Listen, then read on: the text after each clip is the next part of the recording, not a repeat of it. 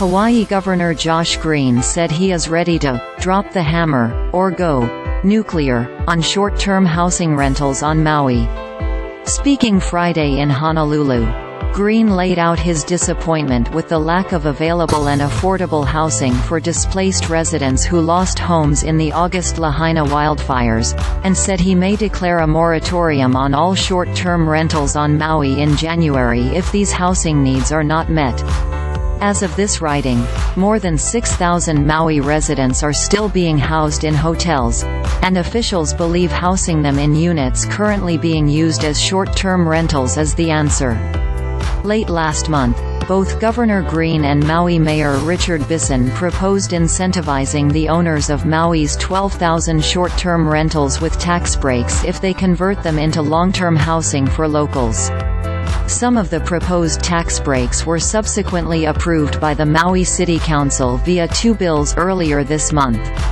On Friday, he said that while some owners have been open to the idea of converting their units and accepting the tax breaks, as well as the lucrative rental rates, others have resisted the idea of being told what to do with their property. We have had multiple individuals share with us insinuating comments that they shouldn't be forced to change their model, that that's their right to rent to whomever they choose, he said at the press conference.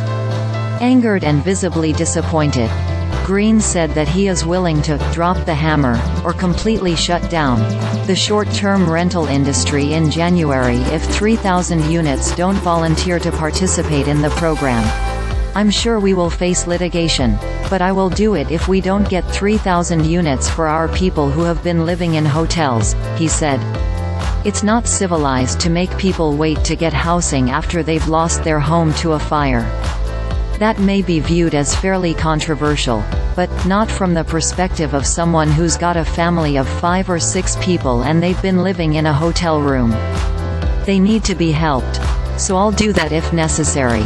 The next month will be crucial toward the final outcome. If enough volunteers come forward, a majority of the short-term rental industry will be able to continue renting to visitors. However, if a moratorium is put in place by the governor, things could get tricky. There's been no talk of how a moratorium would affect reservations already booked for, say, the end of January and February.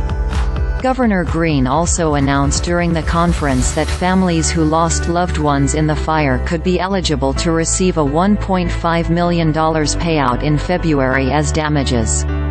By accepting the payout, families would waive part of their ability to sue entities responsible for the fire, however. With the holiday break looming and the new year just around the corner, the pressure is building on Maui to find solutions.